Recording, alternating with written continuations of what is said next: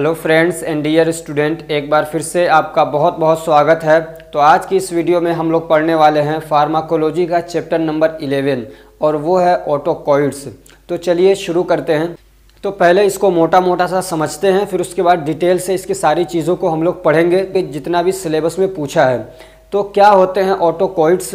तो ऑटोकॉइड्स ये कुछ केमिकल सब्सटेंस होते हैं। ऑटोकॉइड्स ये कुछ केमिकल सब्सटेंस होते हैं जो हमारी बॉडी के सेल रिलीज़ करते हैं।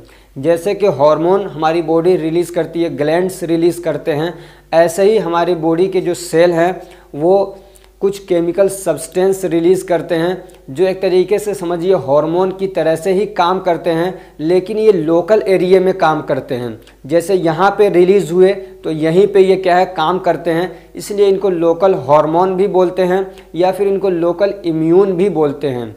समझ में आ रही बात? इनको लोकल हार्मोन भी बोलते हैं और लोकल इम्यून भी बोलते हैं। लोकल का मतलब ये नहीं कि नकली या बेकार, बल्कि लोकल का मतलब होता है कि जिस एरिया में ये रिलीज़ होते हैं उसी एरिया में काम करते हैं, कहीं बाहर से आके काम नहीं करते हैं।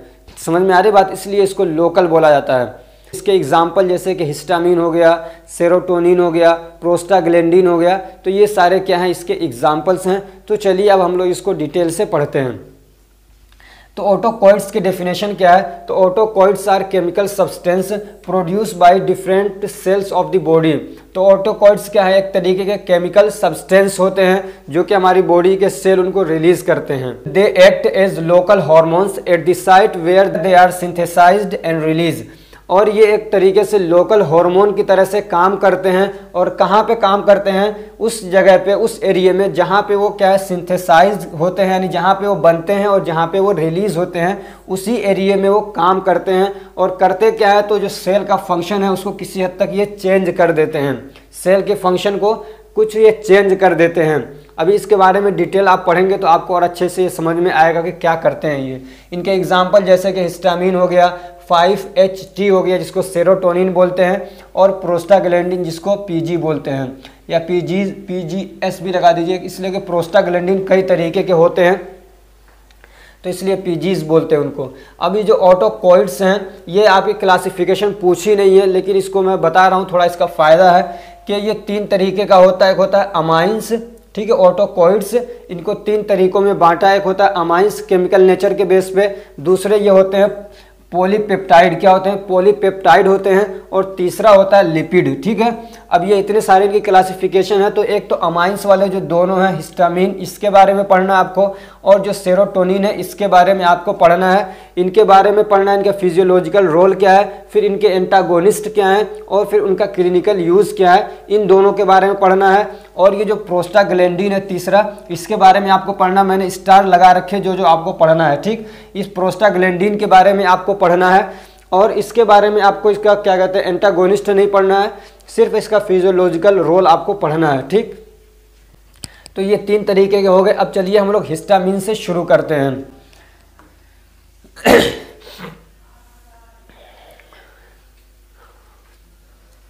तो हिस्टामिन क्या होते हैं? तो हिस्टामिन भी एक तरीके से समझिए केमिकल कंपाउंड्स हैं। क्या है? हिस्टामिन भी एक तरीके के केमिकल कंपाउंड्स हैं, या आप ये भी कह सकते हैं कि ये ऑर्गेनिक कंपाउंड्स होते हैं। ऑर्गेनिक कंपाउंड्स का मतलब ये समझिए जिसके अंदर कार्बन पाया जाता है और उसी के साथ में या तो उसमें हाइड्रोजन पाया जाता हो या ऑक्सीजन या नाइट्रोजन, तो उसको हम लोग बोलते हैं ऑर्गेनिक कंपाउंड या कार्बनिक कंपाउंड। ठीक, तो ये क्या है? एक तरीके का हिस्टामिन क्या है? ये एक ऑर्गेनिक कंपाउंड होता है जो कि अमाइन ग्रुप से बिलोंग करता। भी दिखाया ना मैंने, 3 ग्रुप हैं इसके ऑटोकॉइड्स के। एक अमाइन ग्रुप था, तो ये अमाइन ग्रुप से बिलोंग करता है। They are produced in almost all the cell. और जितने भी हमारी बॉडी के सेल हैं तकरीबन हर सेल के अंदर ये क्या है प्रोड्यूस होता है। हमारी बॉडी के जितने सेल हैं तकरीबन हर सेल के अंदर ये प्रोड्यूस होता है। But it is released in large amount when immune system is defending against an antigen. अब जितने भी हमारी बॉडी के सेल में उसमें ये रिलीज होता है, लेकिन बहुत थोड़ी सी मात्रा में रिलीज होता है। लेकिन जब क्या है, लेकिन जब हमारा इम्यून सिस्टम किसी एंटीजन के अगेंस्ट काम कर रहा होता है, यानी बाहर से कोई सब्सटेंस आया, कोई बैक्टीरिया आया, कोई माइक्रो ऑर्गेनिज्म आया, कोई एलर्जन आया, तो उसके अगेंस्ट हमारा इम्यून सिस्टम काम करता है। समझ में आ रही बात? तो जब उसके अगेंस्ट हमारा इम्यून सिस्टम काम कर रहा होता है तब उस वक्त में ये क्या है, बहुत ज़्यादा मात्रा में निकलते हैं। मैंने इसका पूरा मैकेनिज्म फार्माकोथेरापेटिक में पढ़ाया था कि कब ये रिलीज़ होते हैं। जैसे कि मान लीजिए, मैं इसको थोड़ा शॉर्ट करके बता रहा हूँ। जैसे कि मान लीजिए कोई एंटीजन आया हमारी बॉडी के अंदर, तो सबसे पहले मैक्रोफेजेस क्या है, उसको जाके मतलब अपने अंदर एनगल्फ कर लेते हैं, उसको मारने की और एलिमिनेट करने की कोशिश करते हैं। अगर वो उसको पूरी तरीके से एलिमिनेट नहीं कर पाते हैं और जो वो एलर्जन है या एंटीजन है वो बाहर निकल के एक नई फॉर्म बना लेता है। समझ में आ रही बात। जो एंटीजन था वो माइक्रोफेज के अंदर गया और वो उसको एलिमिनेट करना चाहा, उसको ख़त्म करना चाहा, मारना चाहा, किल करना चाहा, लेकिन नहीं कर पाया और वो और पावरफुल होके बाहर निकल के आ जाता है। तो अब वहाँ पे क्या है, दूसरे हमारे जो WBCs वो पहुँच जाते हैं, जैसे टी सेल हो गया, ठीक है। फिर उसके बाद उसको रिकॉग्नाइज करते हैं और फिर उसके अगेंस्ट फिर क्या है, एंटीबॉडी बनाने लगते हैं। जब एंटीबॉडी बन जाती है, जो एंटीबॉडीज़ बनती हैं वो मास्ट सेल के ऊपर जाके चिपक जाती हैं। समझिए, मास्ट सेल भी एक तरीके के WBCs होते हैं, इम्यून सिस्टम का हिस्सा हैं, उसके ऊपर जाके फिर तैयार हो जाते हैं, ठीक है। और जो वो एक आया था पहले उसको तो मार देते हैं, लेकिन पूरा एक एंटीबॉडीज़ की एक टीम बन जाती है। ये समझिए जैसे बंदूक के अंदर गोली सेट करके रखा जाता है कि अब दोबारा जब कोई आएगा तो उसको फ़ौरन मारना है। तो ये होते हैं हमारी एंटीबॉडीज़। तो मास्ट सेल के ऊपर समझिए जाके चिपक के बैठ जाते हैं।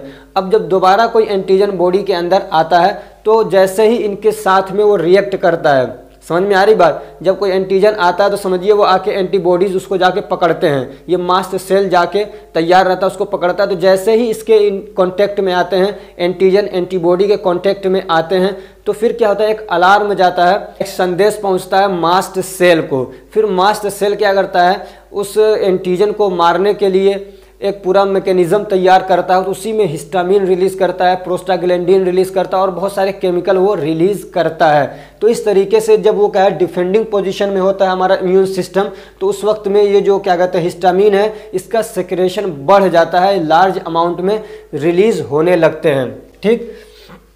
अब ये जो हिस्टामिन है वो तो उसके अगेंस्ट जो काम करते हैं, लेकिन जो हमारी बॉडी के अंदर भी इसके रिसेप्टर होते हैं। हमारी बॉडी के अंदर भी क्या है, इसके रिसेप्टर होते हैं। तो जब ये हिस्टामिन उन रिसेप्टर से बाइंड करता है तो अलग अलग फंक्शन शो करता है। तो इसके 4 रिसेप्टर होते हैं बॉडी के अंदर। तो अब जो हिस्टामिन है, यानी हिस्टामिन ये केमिकल हो गया आपका जो रिलीज हुआ, अब ये अपने रिसेप्टर से बाइंड करता है तो अलग अलग फंक्शन शो करता है। एक है H1 रिसेप्टर यानी हिस्टामिन 1 रिसेप्टर, दूसरा H2 रिसेप्टर, तीसरा H3 और एक है H4। अब इनके साथ में जब बाइंड करता है हिस्टामिन तो क्या फंक्शन शो करता है, तो H1 पे जब ये बाइंड करेगा आके तो क्या करता है, स्मूथ मसल्स में कॉन्ट्रैक्शन करवाता है, ठीक। अब जब और क्या करता है, जो हमारी कैपिलरीज होती हैं उनकी जो परमिएबिलिटी है उसको बढ़ा देता है। अगर ये H2 रिसेप्टर से बाइंड करता है तो क्या करता है, तो गैस्ट्रिक एसिड सिक्रेशन को ये बढ़ा देता है। चूंकि हमारा जो म्यूकस मेम्ब्रेन है उसके अंदर यहाँ पे H2 रिसेप्टर होता है, तो जब ये क्या कहते हैं इससे बाइंड करता है हिस्टामिन, तो ये क्या करता है गैस्ट्रिक जो एसिड हमारा है, जो यानी हमारा जो HCl रिलीज होता है उसके सिक्रेशन को बढ़ा देता है। ये खुद नहीं बढ़ाता बल्कि उसके सिक्रेशन में ये काम करता है, हेल्प करता है, उसकी वजह से इसका सिक्रेशन बढ़ जाता है। और क्या होता है, अगर ये H2 रिसेप्टर से बाइंड करता है तो जो हमारे हार्ट के मसल्स हैं, यानी समझिए जो हार्ट है उसका कॉन्ट्रैक्शन फोर्स बढ़ जाता है, उसकी कॉन्ट्रैक्टिलिटी बढ़ जाती है, तो हार्ट रेट भी बढ़ जाएगा। जब H3 रिसेप्टर से ये बाइंड करता है तो क्या होता है, तो स्टिमुलेट सेंसरी नर्व।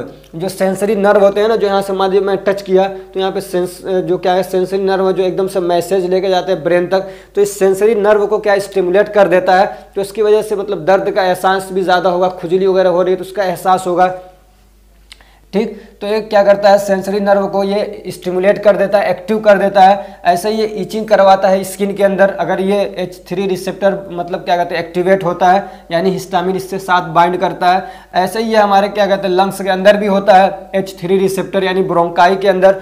तो अगर ये इससे आके बाइंड करता है तो एयरवेज को ये क्या करता है, ऑब्स्ट्रक्शन करवाता है। तो ये क्या करवाएगा, कॉन्स्ट्रिक्शन करवाएगा, इन्फ्लामेशन करवाएगा। तो जो ये रास्ता है ब्रोंकाई वाला वो क्या हो जाएगा, पतला हो जाएगा। तो वहाँ पे एयर ऑब्स्ट्रक्शन हो जाएगा, यानी एयर पूरी तरीके से पास नहीं होगा।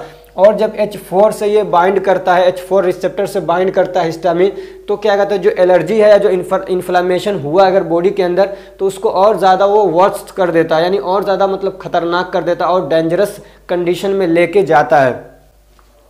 ये एक इसका ओवरव्यू हो गया। अब हम लोग इसका फिजियोलॉजिकल रोल, अलग अलग फंक्शन अलग अलग बॉडी के पार्ट पे पढ़ते हैं, ठीक है। ये तो उसका एक ओवरव्यू था। अब हम लोग अलग अलग बॉडी के पार्ट पे इसका क्या मतलब फिजियोलॉजिकल रोल होता है वो पढ़ रहा है। तो सेंट्रल नर्वस सिस्टम पे क्या करता है, तो सेंसरी न्यूरॉन को ये क्या करता है, स्टिमुलेट कर देता है and give a feeling of itching and other sense, और खुजली का जो एक सेंस होता है वो फील करवाता है, और जो दूसरे सेंस हैं उसको भी क्या करता है, ये बढ़ा देता है, जैसे दर्द का, ठंडक का, गर्मी का जो एहसास है उसको बढ़ा देगा। ये हमारे कार्डियोवास्कुलर सिस्टम पे भी काम करता है। तो क्या करता है ये, तो ब्लड वेसल्स को डायलेट करता है। क्या करता है, ब्लड वेसल्स को डायलेट करता है। ऐसे ही क्या है, इंक्रीज परमिएबिलिटी ऑफ कैपिलरीज, जो हमारी कैपिलरीज होती है यानी छोटी नसें होती हैं उसकी परमिएबिलिटी को बढ़ा देता है। और क्या होता है, एक होता है हिस्टामिन शॉक। हिस्टामिन शॉक का मतलब ये है कि large amount of histamine causes too much vasodilation and cause death. जब बहुत ज़्यादा हिस्टामिन रिलीज होता है तो हमारे ब्लड वेसल्स के यहाँ बहुत ज़्यादा डायलेट हो जाएंगे, तो ब्लड प्रेशर बहुत लो हो जाएगा। हमारी बॉडी के सेल को समझिए कि अब ब्लड की सप्लाई नहीं होगी, ब्लड की सप्लाई नहीं होगी तो ऑक्सीजन नहीं पहुँचेगा, न्यूट्रिशन नहीं पहुँचेगा, वहाँ पर जो वेस्ट बन रहा है वो वापस नहीं निकाला जा पाएगा वहाँ से। तो क्या होता है, शॉक हो जाता है। ठीक है, तो उसको, इस कंडीशन को बोलते हैं कि शॉक हो गया, यानी वो जो सेल है वो डैमेज होने लगते हैं और आदमी की फिर डेथ हो जाती है। तो हिस्टामिन अगर बहुत ज़्यादा मात्रा में अगर किसी की बॉडी के अंदर रिलीज हो रहा है तो हिस्टामिन की वजह से उसको शॉक लग सकता है, यानी उसकी डेथ भी हो सकती है। ऐसे क्या है, increase contraction force of heart, और ये क्या करता है हिस्टामिन, जो हमारे हार्ट का कॉन्ट्रैक्शन फोर्स है उसको क्या करता है, बढ़ा देता है। ठीक है, और इसका फंक्शन क्या है, inflammation and allergic reaction. Histamine को इससे ज़्यादा जाना जाता है कि ये इन्फ्लामेशन करवाता है और एलर्जिक रिएक्शन करवाता है।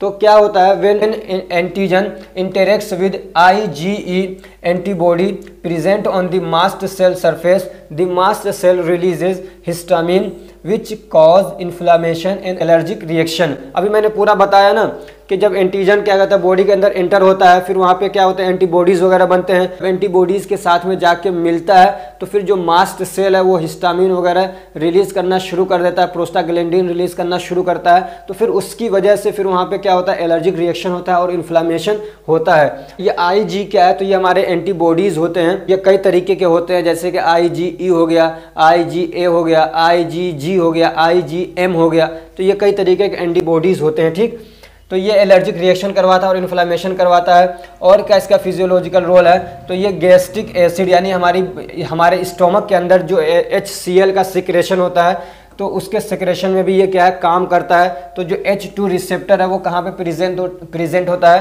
तो गैस्ट्रिक म्यूकोसा जो है वहाँ पे ये प्रेजेंट होता है। और जब हिस्टामिन उससे क्या कहते हैं, बाइंड करता है, जाके उससे इंटरेक्ट करता है, तो फिर ये क्या करता है, स्टिमुलेट एसिड सिक्रेशन। तो एसिड सिक्रेशन को ये क्या है, स्टिमुलेट करता है, यानी एसिड जो सिक्रेशन करने वाला वहाँ सिस्टम है तो उसको ये स्टिमुलेट कर देता है, तो फिर वहाँ से एसिड का सिक्रेशन बढ़ जाता है। और इसका क्लिनिकल यूज़ क्या है, तो histamine has no valid clinical use, तो इसका कोई ख़ास क्लिनिकल यूज़ नहीं है। ठीक है, यानी इसको क्या कहते हैं, इसको हिस्टामिन को मतलब डायरेक्टली बॉडी के अंदर इंजेक्ट नहीं किया जाता है, बल्कि इसके एंटागोनिस्ट यूज़ होते हैं। तो हम लोग पढ़ेंगे एंटी हिस्टामिन्स, यानी हिस्टामिन के एंटागोनिस्ट, यानी वो क्या करेंगे, तो वो हिस्टामिन के एक्शन को क्या करेंगे, कम करेंगे। अब वो कैसे करेंगे, या तो हिस्टामिन को रिलीज नहीं होने देंगे, समझ में आ रही बात, क्या करेंगे, या तो हिस्टामिन को रिलीज नहीं होने देंगे या फिर हिस्टामिन को अपने रिसेप्टर से बाइंड नहीं होने देंगे। तो किसी भी तरीके से वो हिस्टामिन के एक्शन को रोकेंगे, उसको हम लोग बोलते हैं एंटी हिस्टामिन या हिस्टामिन एंटागोनिस्ट बोलते हैं। अब इनकी क्लासिफिकेशन क्या है, तो एक होता है H1 एंटागोनिस्ट, यानी H1 रिसेप्टर पे क्या है, ये काम करेगा। एक होता है H2 एंटागोनिस्ट, ये H2 रिसेप्टर पे काम करेगा। एक है H3 एंटागोनिस्ट, ये H3 रिसेप्टर पे क्या है, काम करेगा। अब H1 एंटागोनिस्ट जो है इसके एग्जाम्पल्स क्या हैं, डाइफेनहाइड्रामीन या हाइड्रामाइन भी कह सकते हैं। तो डाइफेनहाइड्रामीन हाइड्रोक्लोराइड, ऐसे ही साइक्लिजीन हाइड्रोक्लोराइड, और भी इसके एग्जांपल्स हैं। ऐसी H2 एंटागोनिस्ट आप इससे पहले भी पढ़ चुके हैं अल्सर वाले चैप्टर के अंदर। तो क्या है इसमें सिमिटिडीन और रेंटिडीन और भी कई सारे डीन करके आते हैं। ऐसे क्या है H3 एंटागोनिस्ट है, तो इसके एग्जाम्पल जैसे कि थियोपेरामाइड, क्या है थियोपेरामाइड या क्लोबेनप्रोपिट, ये इसके एग्जाम्पल्स हैं। ये इतना यूज नहीं होता है, यही दो असल में क्या है यूज होते हैं। ठीक है, H1 एंटागोनिस्ट और H2 एंटागोनिस्ट। ठीक है, एलर्जिक रिएक्शन वगैरह होता है तो ये H1 एंटागोनिस्ट यूज किया जाता है। और गैस्ट्रिक एसिड सिक्रेशन को रोकना रहता है, समझ में आ रही बात, गैस्ट्रिक एसिड सिक्रेशन को रोकना रहता है तो H2 एंटागोनिस्ट यूज किया जाता है। अब H1 एंटागोनिस्ट के बारे में थोड़ा सा हम लोग पढ़ लेते हैं। तो ये क्या करता है, तो ये फंक्शन को रोकता है किसके, H1 रिसेप्टर के। जो H1 एंटागोनिस्ट है ये क्या करता है, H1 रिसेप्टर के फंक्शन को रोक देता है, यानी H1 के रिसेप्टर को जाके खुद बाइंड कर लेगा और हिस्टामिन को आके उस पर बाइंड नहीं होने देगा, काम नहीं करने देगा। तो अब ये दो तरीके के हैं H1 एंटागोनिस्ट। इसको जनरेशन के हिसाब से बांटा है, एक है फर्स्ट जनरेशन, एक है सेकेंड जनरेशन। जनरेशन में क्या फ़र्क होता है, फर्स्ट जनरेशन सेकेंड जनरेशन।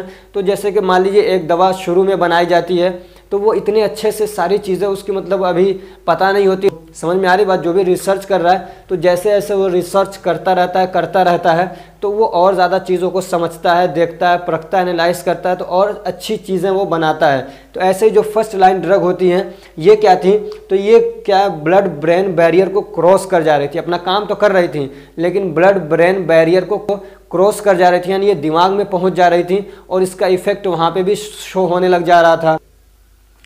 तो फिर उसमें और ज़्यादा उसको मॉडिफिकेशन किया गया और अच्छे से बनाया गया, तो फिर उसकी सेकेंड जनरेशन की दवाएं आई। ये फ़र्क होता है फर्स्ट जनरेशन और सेकेंड जनरेशन में। तो जो फर्स्ट जनरेशन एंटागोनिस्ट है उनका एग्जांपल जैसे कि डाइफेन हाइड्रामीन हाइड्रोक्लोराइड हो गया, ऐसे ही साइक्लिजीन, ऐसे क्या है पायरिलामीन मेलिएट्स हो गया, ऐसे ही प्रोमेथाजीन हाइड्रोक्लोराइड हो गया। तो ये सब क्या है, फर्स्ट जनरेशन की दवाएँ हैं। और ये जो है they cross blood brain barrier, यानी इसको हम लोग बोलते हैं बी, तो इसको ये क्रॉस कर देते हैं, यानी इनकी एक कमी है। अब जो सेकेंड जनरेशन H1 एंटागोनिस्ट है तो उनके एग्जाम्पल क्या है, तो जैसे कि सिट्रीजिन, लिवोसिट्रीजिन, जैसे कि कॉमन सर्दी वगैरह होता है नॉर्मल टाइप का, तो उसमें इसको देते हैं, ठीक। ऐसे ही क्या है एक्रीवेस्टिन, एजिलास्टिन हाइड्रोक्लोराइड, तो ये सारे इसके एग्जाम्पल्स हैं। तो ये जो हैं ये ब्लड ब्रेन बैरियर को क्रॉस नहीं करते हैं, ठीक। अब इसका क्लिनिकल यूज़ क्या है, यानी H1 एंटागोनिस्ट का क्लिनिकल यूज़ क्या है, कब इसको यूज़ करते हैं। तो एक तो ये एलर्जिक डिसऑर्डर में इसको यूज़ करते हैं। कब यूज़ करते हैं, एलर्जिक डिसऑर्डर में यूज़ करते हैं, ठीक है। ये क्या करते हैं, जो एलर्जिक रिएक्शन के सिम्टम्स हैं उसको रोकते हैं, जैसे कि डर्मेटाइटिस हो गया, क्या कहते हैं स्किन से रिलेटेड एलर्जी है, इन्फ्लामेशन है, तो उसमें इसको क्या है यूज़ किया जाता है। ऐसे ही जो कंजक्टिवाइटिस है, यानी आँख में अगर एलर्जी हो रही है, इन्फ्लामेशन वगैरह हो रहा है, तो उसमें यूज़ करते हैं। ऐसे ही प्रूराइटिस में इसको यूज़ करते हैं, यानी खुजली हो रही है, ठीक है, खुजली हो रही है तो उसमें यूज़ करते हैं। ऐसे अर्टिकेरिया में इसको यूज़ करते हैं, यानी स्किन के ऊपर रेशेस पड़ जा रहे हैं, चकत्ते पड़ जा रहे हैं, तो उसमें इसको यूज़ करते हैं। कौन से, H1 एंटागोनिस्ट को। और कब यूज़ करते हैं, तो कॉमन कोल्ड, यानी नॉर्मल टाइप की जो सर्दी वगैरह होती है, जैसे कि मुझे अभी है, ठीक है, तो इसमें भी इसको क्या है यूज़ करते हैं। तो ये कॉमन कोल्ड के जो सिम्टम्स वगैरह हैं उसको ये रिमूव करते हैं, उसमें आराम देते हैं। और कब इसको यूज़ करते हैं, तो प्री इनेस्थेटिक मेडिकेशन के तौर पे इसको यूज़ किया जाता है, यानी जब एनेस्थेसिया दी जाती है, यानी मान लीजिए किसी का ऑपरेशन करना, प्रोसीजर करना है, तो उसके बॉडी को पूरे को सुन्न किया जाता है, अनकॉन्शियस किया जाता है, तो उसमें तो एक तो एनेस्थेटिक दवाएँ दी जाती है, उसके अलावा कुछ और दवाएँ भी दी जाती हैं, उसको बोलते हैं प्री इनेस्थेटिक, यानी जैसे कि सलाइवा का सिक्रेशन ना हो, आदमी को नींद आ जाए, समझ में आ रही बात। तो इस टाइप की कुछ दवाएं दी जाती हैं, तो उसको हम लोग क्या बोलते हैं, प्री एनेस्थेटिक मेडिकेशन। तो इसके अंदर चूंकि नींद की भी खासियत है, यानी ये सेडेशन करवाता है, आदमी को काम डाउन करता है, ठीक है। और दूसरे अंदर इसके अंदर एंटीकोलिनर्जिक एक्शन भी होता है, इसलिए भी इसको क्या है यूज़ किया जा सकता है प्री एनेस्थेटिक मेडिकेशन के तौर पे। ऐसे ही क्या है इसको एंटी एमेटिक्स के तौर पे भी यूज़ किया जाता है, यानी उल्टी को रोकने के लिए इसको यूज़ किया जाता है, जैसे कि प्रोमेथाजीन हो गया, डाइफेनहाइड्रामीन हो गया, और भी हैं। तो इनको यूज़ किया जाता है मोशन सिकनेस को ठीक करने, मोशन सिकनेस को रोकने के लिए। कब यूज़ करते हैं, it are used for prophylaxis of motion sickness. Prophylaxis मतलब ये कि मतलब आदमी पहले से ही दवा ले लेगा, अभी बीमारी हुई नहीं बल्कि उस बीमारी से बचाने के लिए, समझ में आ रही बात, अभी बीमारी हुई नहीं उससे बचाने के लिए अगर हम पहले से दवा लेते हैं तो उसको बोलते हैं प्रोफाइलेक्सिस। क्या बोलते हैं, प्रोफाइलेक्सिस। तो मोशन सिकनेस से बचाने के लिए हम लोग ये दवाएं यूज़ करते हैं। जैसे कि मान लीजिए मैं अपना पर्सनल बताऊं, जब मैं बस में सफ़र करता हूं, इस टाइप की जो क्या है बंद गाड़ियां होती हैं, उसमें जब मैं अगर सफ़र करता हूं तो मुझे उल्टी वगैरह आने लग जाती है, चक्कर आता है, समझ में आ रही, मतली आती है, तो उसमें पहले अगर मैं ये दवा खा लूँ तो मुझे क्या होगा, वो चक्कर वगैरह नहीं आएगा, उल्टी नहीं आएगी। अब इसको पार्किंसंस डिसीज़ में भी इसको यूज़ करते हैं, ठीक है। इसको कब यूज़ करते हैं, पार्किंसंस डिसीज़ में भी इसको यूज़ किया जाता है। ऐसे ही सीडेटिव और हिप्नोटिक के तौर पे भी इसको यूज़ किया जाता है। इसका एडवर्स इफेक्ट भी पूछ रखा है, ठीक है। एडवर्स इफेक्ट पूछ रखा है तो इसका एडवर्स इफेक्ट क्या आता है, तो आदमी को क्या है, स्लीप, जैसे फीलिंग ऑफ स्लीप होगा, यानी सोने को मन करेगा, नींद आएगी।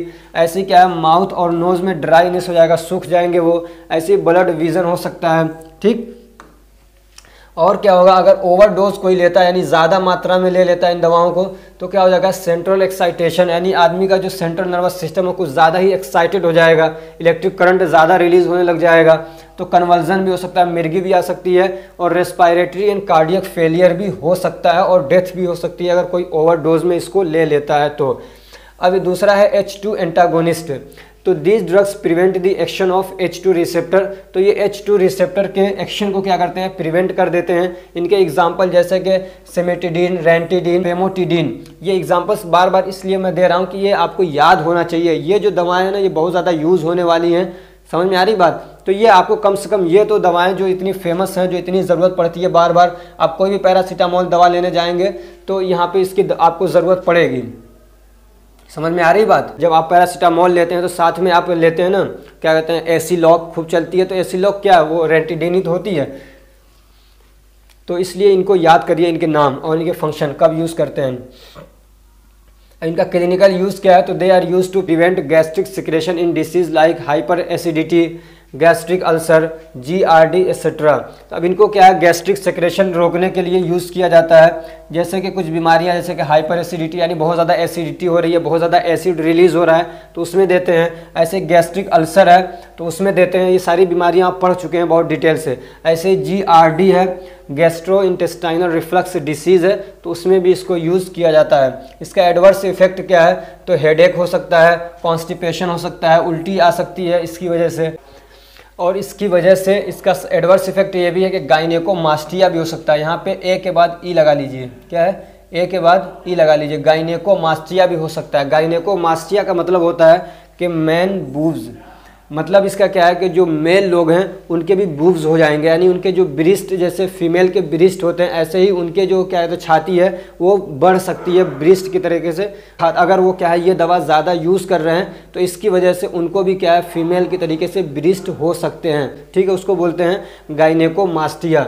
ऐसे ही क्या है इसकी वजह से इम्पोटेंसी हो सकता है मेल के अंदर, यानी नपुंसकता आ सकती है अगर ये दवाएँ ज़्यादा यूज़ कर रहे हैं मेल लोग, मर्द लोग, तो उनके अंदर क्या है इम्पोटेंसी भी आ सकती है, यानी वो नपुंसकता की तरफ जा सकते हैं। अब है H3NH4 एंटागोनिस्ट। तो ये जो H3 और H4 एंटागोनिस्ट हैं कॉमनली इनका कोई यूज़ वगैरह नहीं होता है, तो चलिए इनको छोड़ते हैं, आगे हम लोग पढ़ते हैं। अब हम लोग शुरू करते हैं, एक दूसरा ऑटोकॉइड्स है, वो क्या है 5-HT, जिसके बारे में आपको पढ़ना था। 5-HT को हम लोग सेरोटोनिन भी बोलते हैं, इसी के नाम से ज़्यादा फेमस है सेरोटोनिन और 5-HT।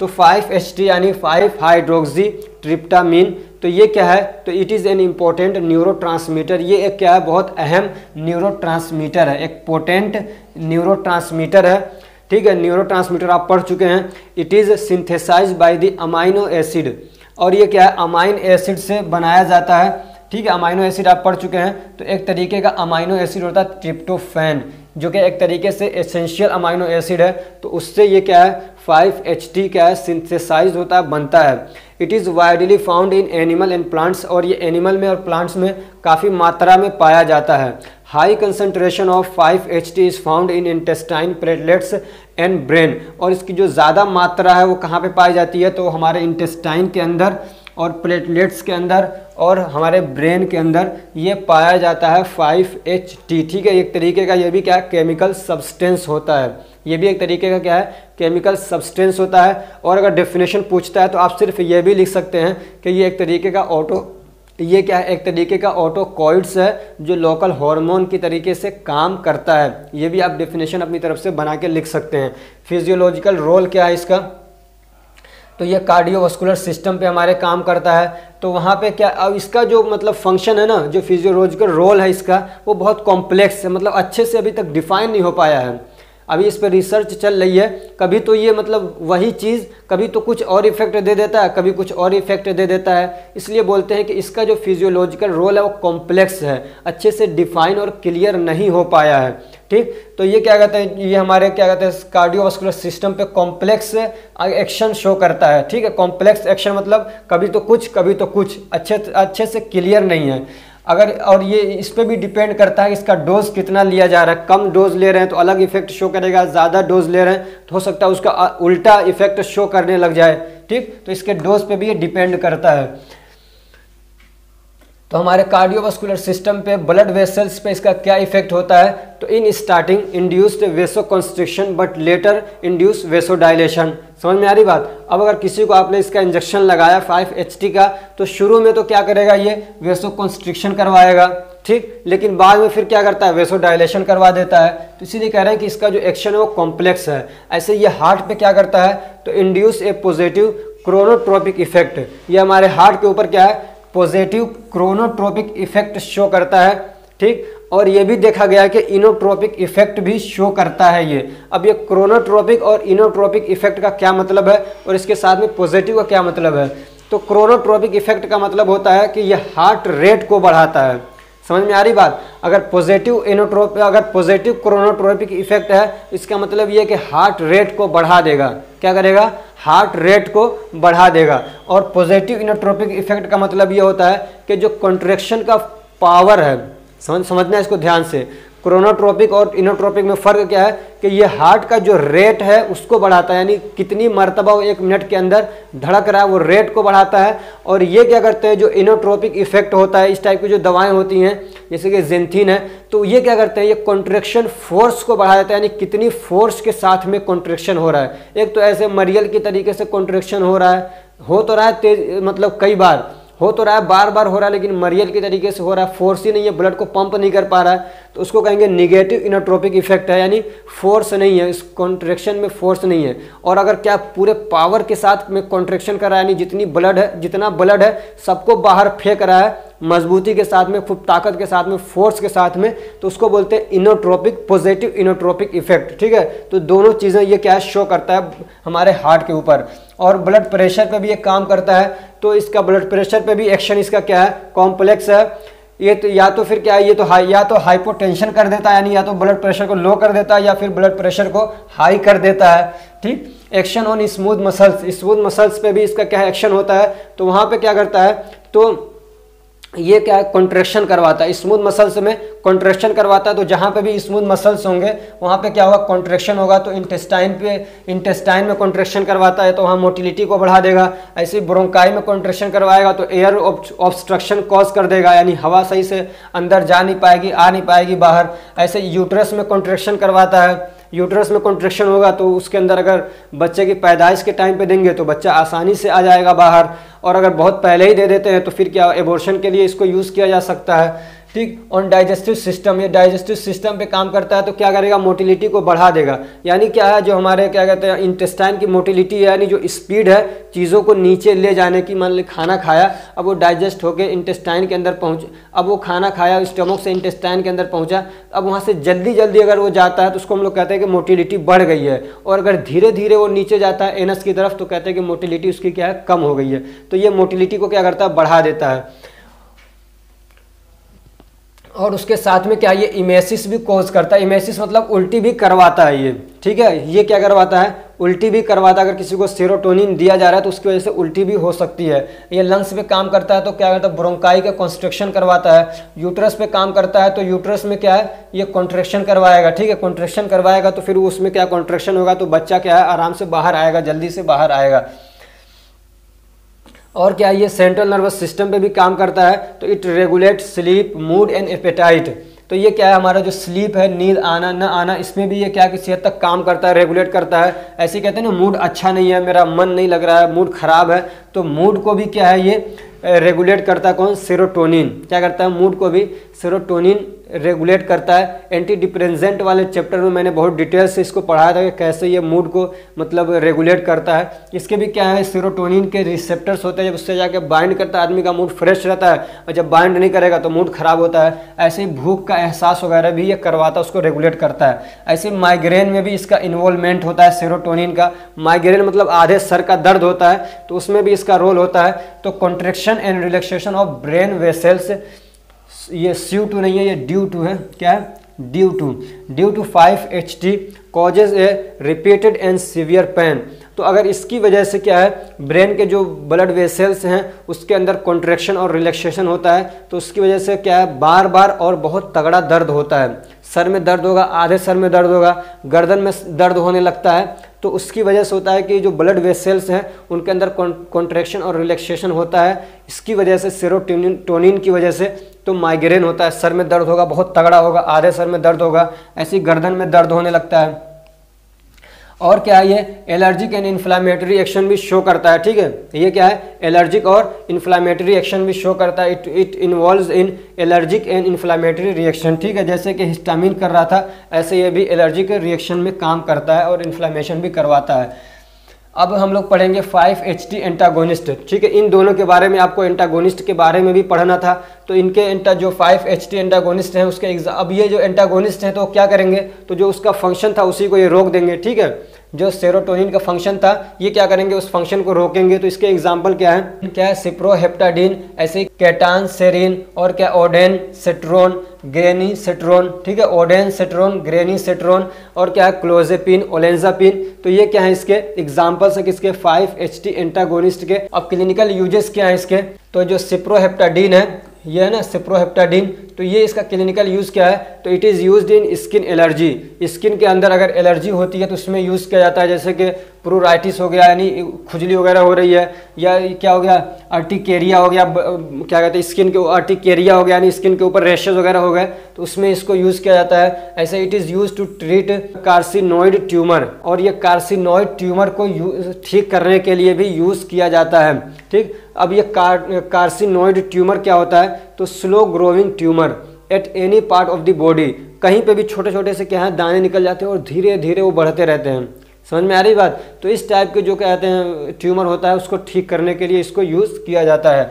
ऐसे ही क्या है, माइग्रेन को ठीक करने के लिए भी इन दवाओं को यूज़ किया जाता है। दूसरी जो दवा है वो है केटान सेरीन। तो केटान सेरीन को कब यूज़ किया जाता है, तो इसको एंटी हाइपरटेंसिव ड्रग के तौर पे यूज़ किया जाता है। ये क्या करता है, ब्लड वेसल्स को डायलेट कर देता है। ठीक, ऐसे क्या है, ओडेन सेट्रोन और ग्रेनी सेट्रोन जो है तो इनको एंटी एमेटिक के तौर पे यूज़ किया जाता है, यानी उल्टी वगैरह को रोकने के लिए इसको यूज़ किया जाता है। ठीक है, याद रखिएगा, उल्टी में ये दवाएं दी जाती हैं, कौन सी, ओडेन सेट्रोन और ग्रेनी सेट्रोन। ऐसे ही क्या है, क्लोजेपिन ओलेंजेपिन और रेस्पेरिडोन, इसको कब यूज़ किया जाता है, तो एंटी साइकोटिक के तौर पे इसको यूज़ किया जाता है, यानी स्किज़ोफ्रेनिया को ठीक करने के लिए यूज़ किया जाता है। यानी आदमी का मूड अल्टर टाइप का होता है ना, थोड़ा सा पागलपने की तरफ जब जाता है तब उसमें ये दवाएं क्या है हम लोग यूज़ करते हैं। इसका एडवर्स इफेक्ट क्या है, तो ड्राई माउथ करवाता है, ड्रोजीनेस करवाता है, यानी आदमी को सुस्ती आएगी, लेजीनेस होगा, और इसकी वजह से वेट गेन भी होता है। अब एक टॉपिक रह गया इसमें, वो है प्रोस्टाग्लैंडिन। ठीक है, क्या है, प्रोस्टाग्लैंडिन।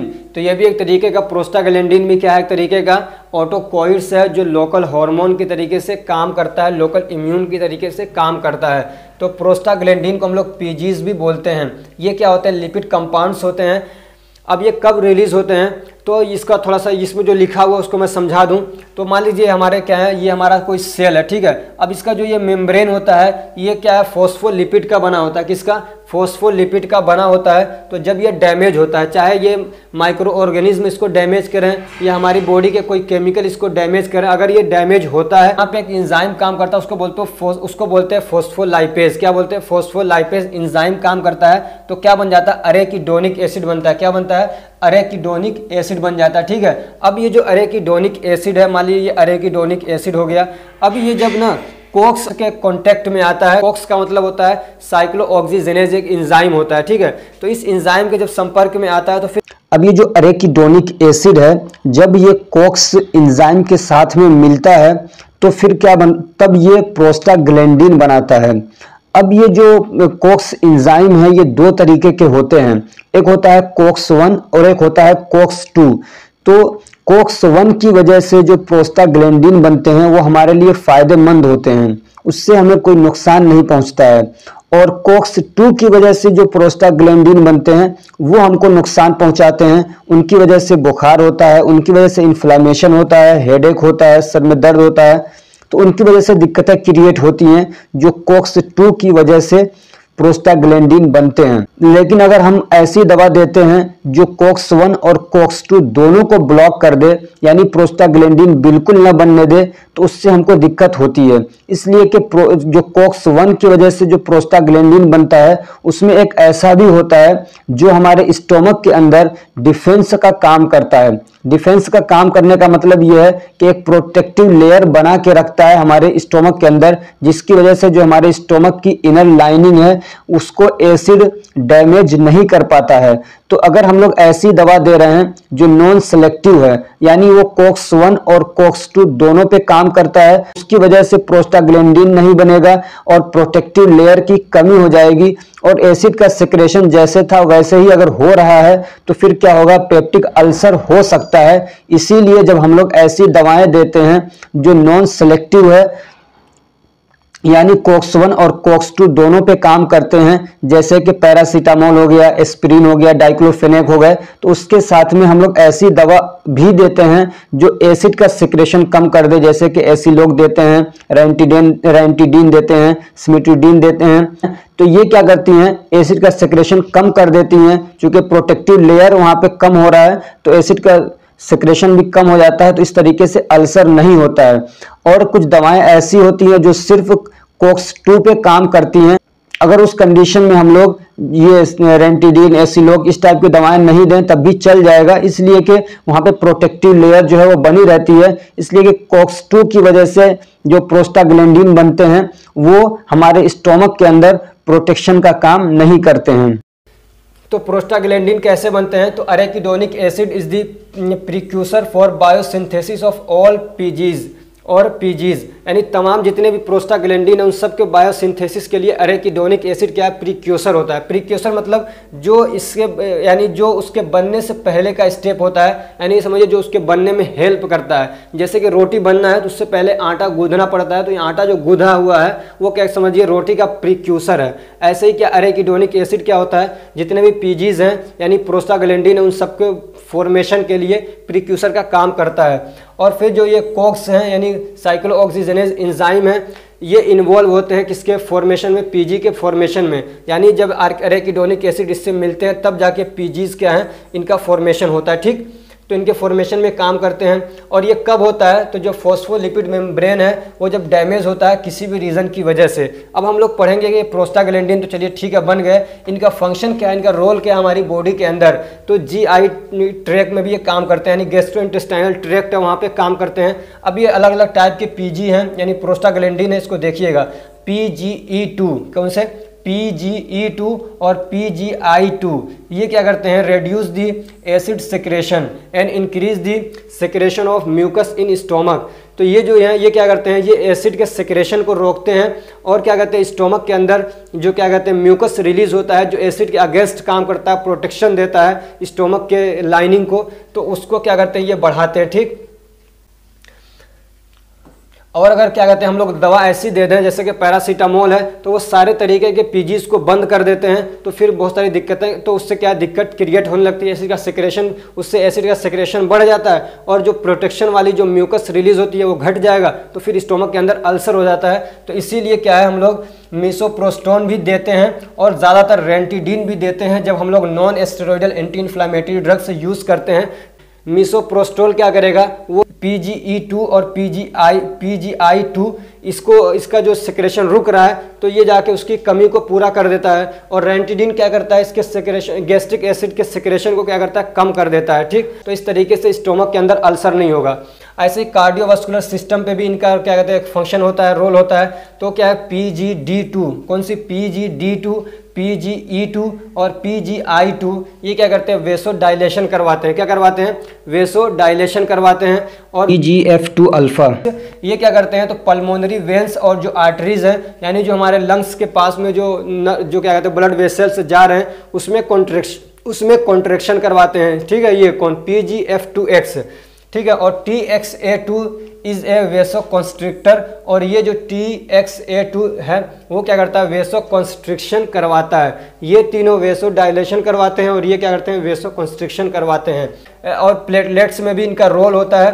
तो PGI2 इनहिबिट प्लेटलेट एग्रीगेशन, तो जो PGI2 है ये क्या करता है, प्लेटलेट का एग्रीगेशन को रोकता है, यानी आपस में वो चिपक न जाए उसको रोकता है। कौन, PGI2। इसकी ज़रूरत उस वक्त पड़ती है जब किसी का हेमोडायलिसिस होता है, तो उस वक्त में इसको यूज़ किया जाता है ताकि प्लेटलेट का एग्रीगेशन ना हो। हेमोडायलिसिस उस वक्त किया जाता है जब किसी की किडनी खराब हो जाती है, तो मशीन के थ्रू फिर उसके ब्लड की उसके ब्लड की सफाई की जाती है, उसमें से वेस्ट को निकाला जाता है। तो उस वक्त में क्या है, PGI2 प्रोस्टाग्लैंडिन को यूज़ किया जाता है ताकि प्लेटलेट का एग्रीगेशन ना हो, ताकि प्लेटलेट आपस में चिपके ना। तो ऐसे ही क्या है, आई पे भी इसका फंक्शन होता है। तो वहाँ पे क्या करता है, ये EGF2 अल्फा जो है वो डिक्रीज करता है क्या, ऑक्यूलर प्रेशर, यानी आंखों का जो प्रेशर है उसको क्या करता है, ये कम करता है। And its analogues are used in glaucoma, और ग्लूकोमा के अंदर इसके जो एनालॉग्स हैं, यानी इसकी टाइप की जो बनाई हुई दवाएं हैं, तो उसको यूज़ किया जाता है। ग्लूकोमा में क्या होता है, आंखों का प्रेशर बढ़ जाता है। तो ऐसे ही जो लेटेनोप्रोस्ट है और बीमाटोप्रोस्ट है, तो इसको यूज़ किया जाता है ग्लूकोमा के अंदर। तो ये क्या करते हैं, ऑक्यूलर प्रेशर को कम करते हैं। अब इसका और ये क्या है, यूट्रस पे भी काम करता है। तो PGE2 जो है ये क्या करता है, लो, अगर ये लो कंसंट्रेशन में है, और EGF2 अल्फा क्या है, ये लो कंसंट्रेशन में और ये नॉर्मल क्या कहते हैं कंसंट्रेशन में, अगर इन दोनों को मिला के यूज़ किया जाता है तो ये क्या करते हैं, कॉन्ट्रैक्ट प्रेग्नेंट यूट्रस। तो ये प्रेग्नेंट यूट्रस को क्या करते हैं, कॉन्ट्रैक्ट करते हैं। प्रेग्नेंट यूट्रस मतलब जो कोई महिला प्रेग्नेंट है उनके यूट्रस को कॉन्ट्रैक्ट करते हैं ये, ठीक। और ये कॉमनली क्या है, पीजीज जो है ये कॉमनली एबॉर्शन के लिए यूज़ किया जाता है। इनको कब यूज़ किया जाता है, एबॉर्शन के लिए कॉमनली इनको यूज़ किया जाता है। ऐसे ही क्या है, इंडक्शन ऑफ लेबर में भी इसको यूज़ किया जा सकता है, यानी बच्चे के पैदा होने के टाइम पे इसको दिया जाएगा तो बच्चा क्या है, आसानी से बाहर आने लगेगा, कॉन्ट्रैक्शन करवाएंगे ये। ऐसे मेल रिप्रोडक्टिव सिस्टम में भी इसका क्या काम होता है, जो मेल लोग हैं वो ध्यान से सुने। अगर किसी को क्या है, इरेक्टाइल डिसफंक्शन है, अगर किसी को इरेक्टाइल डिसफंक्शन है, अगर किसी का खड़ा नहीं होता है, तो उसके लिए क्या है, PGE1 यूज़ किया जाता है। तो उसके इरेक्टाइल डिसफंक्शन को क्या है, दूर किया जा सकता है, ठीक है। उनके पेनिस के अंदर इरेक्शन हो जाएगा, खड़ा होने लग जाएगा। तो उसके लिए जो इसका एनालॉग आता है वो है एलप्रोस्टाडिल। क्या है, एलप्रोस्टाडिल यूज़ किया जाता है इसके लिए, इरेक्टाइल डिसफंक्शन को ठीक करने के लिए। क्लिनिकल यूज़ किया है तो एबॉर्शन के लिए इसको यूज़ किया जाता है। ऐसे इंडक्शन ऑफ लेबर, यानी बच्चे को पैदा करवाने के लिए, यानी बच्चा जो अब 9 महीने का हो गया निकल जाए आसानी से बाहर, तो उसके लिए यूज़ किया जाता है। ऐसे ही PPH के लिए इसको यूज़ किया जाता है। PPH का मतलब होता है पोस्टपार्टम हेमरेज, ठीक है। यानी बच्चा जब पैदा हो गया उसके बाद बहुत ज़्यादा ब्लीडिंग होती है तो उसको हम लोग बोलते हैं पोस्टपार्टम हेमरेज। तो उसके लिए भी इसको यूज़ किया जाता है, उसको बोलते हैं PPH, ठीक। तो उसके लिए कौन सा यूज़ होता है, तो कार्बोप्रोस्ट और मीसोप्रोस्ट, ठीक है। अब ये जो कार्बोप्रोस्ट है ये इंट्रामस्कुलर रूट से दिया जाता है और ये ओरली दिया जाता है मीसोप्रोस्ट। अब इसका एडवर्स इफेक्ट क्या है, तो इसकी वजह से नोजिया हो सकता है, उल्टी हो सकती है, डायरिया हो सकता है, फीवर हो सकता है और फ्लशिंग हो सकती है। फ्लशिंग मतलब जो स्किन है वो रेडनेस हो सकता है उसमें, और क्या हाइपोटेंशन हो सकता है। ये कुछ इसके एडवर्स इफेक्ट हैं। तो ये जो आपका टॉपिक था वो यहीं पे कंप्लीट हो रहा है और ये चैप्टर भी कंप्लीट हो गया है। अगर ये हमारी कोशिश आपको अच्छी लग रही है तो वीडियो को लाइक करिए, चैनल को सब्सक्राइब करिए और अपने फ्रेंड्स को भी शेयर करिए ताकि वो भी इससे फ़ायदा उठा सकें। Thank you so much for watching.